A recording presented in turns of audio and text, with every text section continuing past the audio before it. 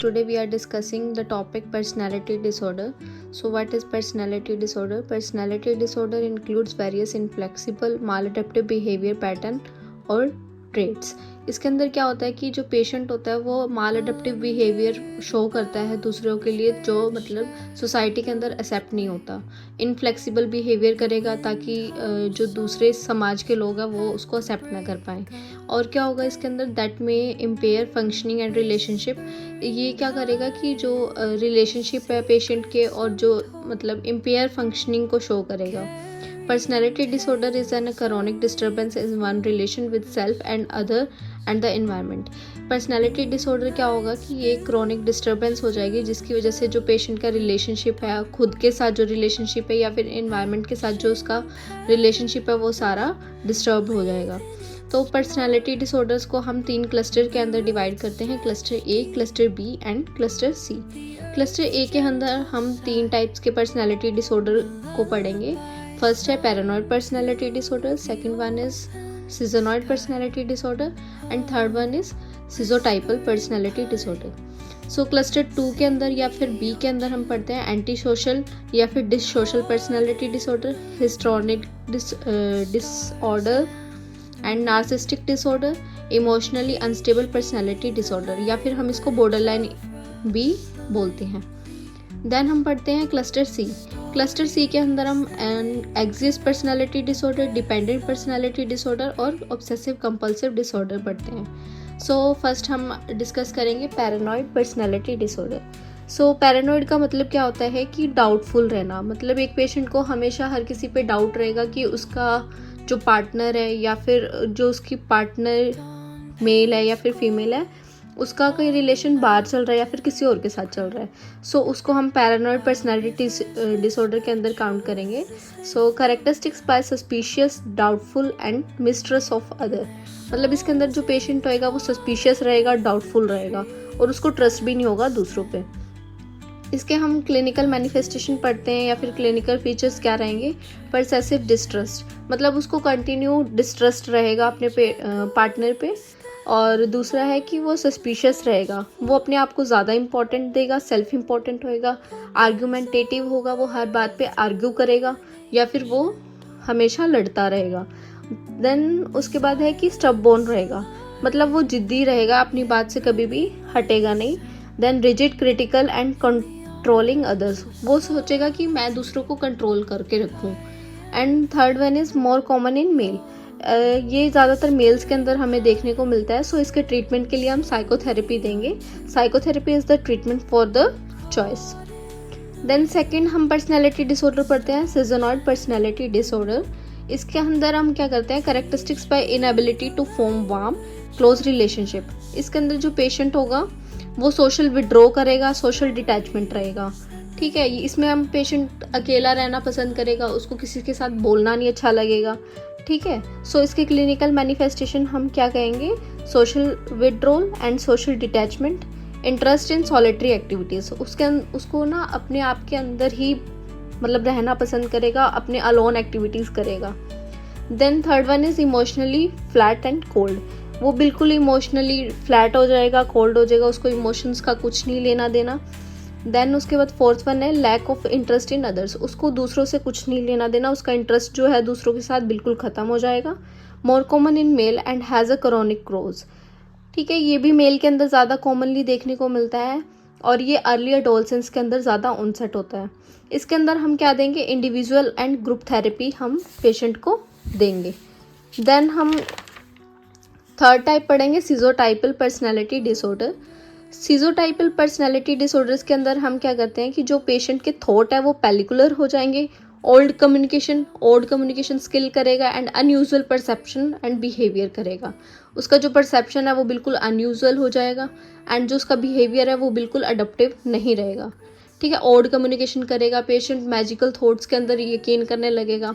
ठीक है, उसको अपने आप पे बिल्कुल भी ट्रस्ट नहीं रहेगा. डिल्यूजन ऑफ रेफरेंस, मतलब उसको रेफरेंस ऑफ डिल्यूजन रहेगा.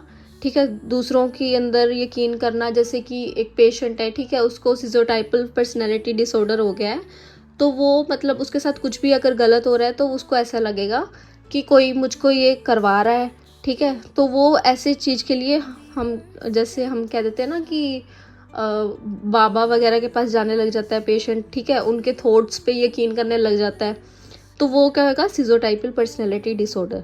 इसके हम क्लिनिकल मैनिफेस्टेशन पढ़ेंगे तो उसको ऑडिटरी और विजुअल हेलुसिनेशन रहेगा, ठीक है, उसको ऐसे लगेगा कि कोई मुझसे ये काम करवा रहा है, ठीक है, या फिर उसको कुछ दिखने लगेगा, ठीक है। उसके बाद हम उसका खुद का एक वर्ड बन जाएगा, वो उसको दूसरों से कुछ नहीं लेना देना, सेल्फ वर्ड हो जाएगा, ठीक है। मैजिकल थिंकिंग रखेगा, ओवर थिंकिंग एंड स्पीच, मतलब उसको बोलेगा भी वो अजीब अजीब और दूसरों के साथ भी ऐसे कहेगा कि ये जो अगर तुम्हारे पास कुछ हो रहा है तो ये उसकी वजह से हो रहा है, ठीक है। इनअप्रोप्रिएट अफेक्ट करेगा। इसके अंदर भी ग्रुप इंडिविजुअल थेरेपी को ही हम पढ़ेंगे। फिर है anti depressant may be used for the treatment. Anti depressant को हम पेशेंट के ट्रीटमेंट के लिए यूज़ करेंगे। देन हम फोर्थ वन पढ़ते हैं हिस्ट्रोनिक पर्सनालिटी डिसऑर्डर। इसके अंदर क्या रहेगा कि पेशेंट के मतलब अटेंशन सीकिंग रहेगा, कि उसका ये रहेगा कि जो भी हर कोई आ रहा है वो मेरे को ही देखे, ठीक है। वो अटेंशन पाने के लिए कुछ भी करेगा, गलत करेगा, सही करेगा, या कुछ भी, मतलब चोरी चकारी भी वो इसके अंदर कर सकता है ताकि उसको अटेंशन मिले, ठीक है। इसका एग्जाम्पल यूँ है कि जैसे कि अगर पेशेंट है, ठीक है, इसको हिस्टोरिक पर्सनालिटी डिसऑर्डर हो गया है, तो वो क्या करेगा कि बाजार के अंदर जाएगा, ठीक है, वो अपने मतलब अटेंशन पाने के लिए क्या करेगा कि किसी की चोरी चकारी कर लेगा ताकि सारे लोग उसको ही देखें, ठीक है। उसके बाद क्लिनिकल मैनिफेस्टेशन के अंदर क्या पढ़ेंगे हम, इसका need to be central attraction, मतलब इसके अंदर पेशेंट चाहेगा कि मुझे सेंट्रल ऑफ अट्रैक्शन मिले। ड्रामेटिक इमोशनल ब्लैकमेल करेगा, रोने लग जाएगा, ठीक है, ताकि जो सारे लोग उसको तरफ ध्यान दें। Over concern with physical attractiveness, उसके अंदर ये रहेगा कि मेरे मतलब मेरे को ही सारे लोग देखें, फिजिकल अट्रैक्शन भी उसके अंदर, वो बॉडी वगैरह बनाने लग जाएगा या जो भी कुछ करेगा ताकि उसको जो अटेंशन मिलती रहे, ठीक है। सॉरी गाइज, वो मेरे फ़ोन का स्टोरेज फुल हो गया था तो उसकी वजह से वीडियो पॉज हुई। Let's continue. So fifth one हम पढ़ेंगे नार्सिस्टिक पर्सनैलिटी डिसऑर्डर। इसके अंदर हम पढ़ते हैं कि जो characteristics by increase sense of self importance. इसके अंदर भी पेशेंट अपने आप को सेल्फ इम्पोर्टेंस देगा, ठीक है। इसके अंदर डिल्यूजन ऑफ ग्रैंडोसिटी, इसके अंदर जो पेशेंट है वो अपने आप को राजा महाराजा जैसे समझने लगेगा, ठीक है। अटेंशन सीकर तो हो गई। लैक ऑफ एम्पैथी, इसके अंदर क्या है कि दया भावना बिल्कुल ख़त्म हो जाएगी, ठीक है। और जेलसी की भावना इसके अंदर आ जाएगी, वो दूसरे को अगर देखेगा तो उसको जेलसी फील होने लग जाएगी। एक्सप्लॉयटेटिव बिहेवियर, मतलब कि लूट पटाख वाले काम भी करने लगेगा, अगर मतलब उसको ज़्यादा अमीर बनना है, ठीक है, अगर किसी का उसका फ्रेंड कोई अमीर है तो वो अमीर बनने के लिए क्या करेगा, चोरी चकारी भी करने लगेगा, तो एक्सप्लॉयटेटिव बिहेवियर हो जाएगा। इसके अंदर भी हम पेशेंट को इंडिविजुअल थेरेपी देंगे, ठीक है, ताकि उसका जो बिहेवियर है उसको हम ट्रीट कर सकें। देन सिक्स्थ वन हम पढ़ेंगे अवॉइडेंट पर्सनैलिटी डिसऑर्डर। इसके अंदर क्या है कि feeling of in advocacy, extreme social anxiety and social withdrawal. इसके अंदर क्या है कि पेशेंट अपने आप को ना सोशल विड्रॉल कर लेगा, उसको डर लगने लगेगा, कोई भी अगर वो काम करेगा तो उसको यूँ सोचेगा कि वो गलत ना हो जाए, ठीक है, वो उस चीज़ को अवॉइड करने की कोशिश करेगा डर के मतलब चक्कर में। सो वो अपने आप को सोशल विड्रॉल कर लेगा, कोई भी एक्टिविटीज़ के अंदर पार्टिसिपेट नहीं करेगा, ठीक है, क्योंकि उसको ये फियर रहेगा कि उसकी वजह से कोई गलत काम ना हो जाए या फिर कोई भी गलत चीज़ ना हो जाए, ठीक है। इसके अंदर पेशेंट को मतलब एंजाइटी रहेगी, ठीक है, ताकि उसको कोई रिजेक्ट ना कर दे या फिर कोई क्रिटिसाइज ना करने लग जाए। Desire of affection, acceptance and friendship, मतलब वो सब चीज़ों से बिल्कुल सोशल विड्रॉल हो जाएगा। हाइपर सेंसिटिविटी इसके अंदर देखने को मिलेगी, बिल्कुल सेंसिटिव होगा, वो अपने आप को बिल्कुल इन्फीरियर समझने लगेगा, बिल्कुल नीचा समझने लगेगा, तो इसके अंदर भी हम ग्रुप थेरेपी पेशेंट को देंगे। देन हम पढ़ेंगे seventh anti social personality disorder. Anti social personality disorder के अंदर हम क्या करेंगे, characteristics by irresponsible and anti social behaviour that one harm to others. Anti social behaviour के अंदर क्या है कि जो पेशेंट होगा वो मतलब दूसरों को नुकसान पहुंचाने की कोशिश करेगा, ठीक है, इररिस्पॉन्सिबल बिहेवियर शो करेगा या फिर एंटी सोशल बिहेवियर शो करेगा। इसके अंदर जैसे पेशेंट अगर बिल्कुल सही है तो वो मतलब सोशल रहेगा हर किसी के साथ, जहाँ मतलब कोई लेडीज़ बैठी हैं तो लेडीज़ के साथ बात करने लगेगा, जेंट्स बैठे हैं तो जेंट्स के साथ भी अपना बातचीत करेगा, हुक्का वगैरह पिएगा या फिर बीड़ी वगैरह पिएगा। सो इसके अंदर क्या आएगा कि जो पेशेंट होगा वो अपने आप को विड्रॉल कर लेगा और उसको मतलब हार्म करने की कोशिश करेगा, ठीक है। जो मतलब सोशल समाज के सोसाइटी के द्वारा जो होगा वो एक्सेप्ट नहीं किया जाएगा। ठीक है, जैसे कि चोरी करना, ठीक है, जिन्हीं लेडीज़ के साथ बैठता था उनका ही हार वगैरह चोरी करके ले गया, तो ये एंटी सोशल पर्सनैलिटी डिसऑर्डर रहेगा। इसके अंदर सेल्फ सेंटर्ड पेशेंट रहेगा, ठीक है, डिसरिगार्ड टू सोशल नॉर्म्स को बिल्कुल तोड़ देगा। फेलियर टू सस्टेन रिलेशनशिप, मतलब ये रिलेशनशिप में कोई भी अच्छा नहीं रहेगा। इसमें ये क्या है कि पेशेंट अगर अपनी वाइफ को खुश नहीं कर पा रहा तो वो वाइफ का भी हार्म कर देगा। ठीक है, lack of feeling towards other, मतलब इसके अंदर जो पेशेंट रहेगा उसको फीलिंग्स नहीं रहेंगी किसी की भी दूसरे के लिए।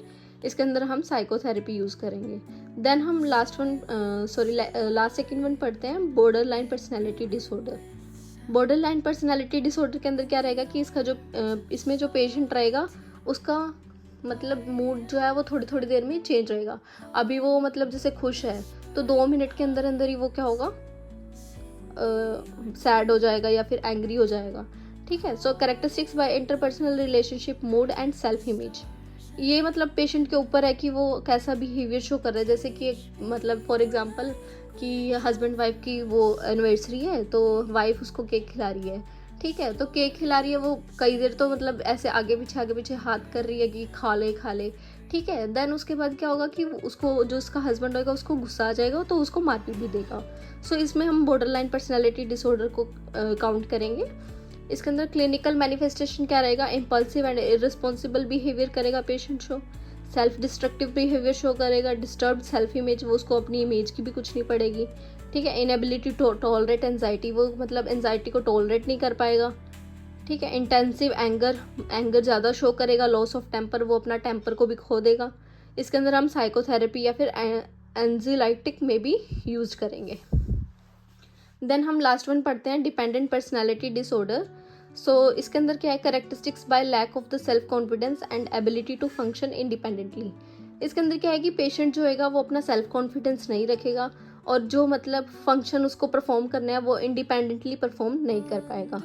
जैसे कि एक पेशेंट है, ठीक है, वो 18-20 साल का हो गया है, ठीक है, फिर भी वो अपने माँ बाप को कह रहा है कि मेरे को वॉशरूम करवा लाओ, ठीक है, या फिर मेरे को बाहर से सामान दिलवा लो, मुझे डर लग रहा है। तो सो ये अपने काम करने के लिए भी दूसरों के ऊपर डिपेंडेंट रहेगा।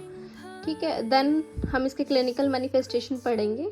Inability to take important decision, मतलब अपने इम्पॉर्टेंट डिसीजन खुद नहीं ले पाएगा। Inability to express their negative feeling, मतलब वो अपनी जो नेगेटिव फीलिंग है उसको भी एक्सप्रेस नहीं कर पाएगा। Patient can not tolerance being alone, ठीक है, वो अकेला रह ही नहीं सकता क्योंकि वो दूसरों के ऊपर डिपेंड हो रहा है। ठीक है, तो मस्ट हैव क्लोज रिलेशनशिप, उस पेशेंट को क्या रहेगा कि मेरे साथ कोई रहे। ठीक है, वो क्लोज रिलेशनशिप में रहना पसंद करेगा। देन इसके लिए भी हम साइकोथेरेपी ही देंगे। उसके बाद हम ट्रीटमेंट पढ़ते हैं पर्सनालिटी डिसऑर्डर्स का। इसके अंदर हम साइकोथेरेपी देंगे, जैसे कि individual therapy in the case of paranoid anti social disorder. ठीक है, फिर हम कॉग्निटिव थेरेपी देंगे, थिंकिंग थेरेपी, मतलब जो थॉट को चेंज करने में हेल्प करे, मॉडिफाई करने में हेल्प करे। ठीक है, देन थर्ड वन हम यूज़ वेंटिलेशन टेक्निक को हम यूज़ करेंगे ताकि जो पेशेंट है वो अपने थॉट्स को और फीलिंग्स को एक्सप्रेस कर सके। अटेंड पेशेंट फिजिकल नीड, उसकी फिजिकल नीड्स को मतलब देखेंगे कि उसकी नीड क्या है, उसको क्या चाहिए जिसकी वजह से इसका थॉट ऐसे हो रहे हैं। प्रोवाइड एंजाइटिक ड्रग, ठीक है, एंजाइटी को दूर करने के लिए हम उसको ये ड्रग देंगे, जैसे कि क्लोंजापाम और डायजापाम। ठीक है, एंटी साइकोटिक ड्रग भी देंगे कि अगर वो साइकोटिक फीचर्स को शो कर रहा है तो हम उसको एंटी साइकोटिक ड्रग्स भी प्रोवाइड करेंगे। सो ये था हमारा personality disorder. So okay, thank you so much for watching this video.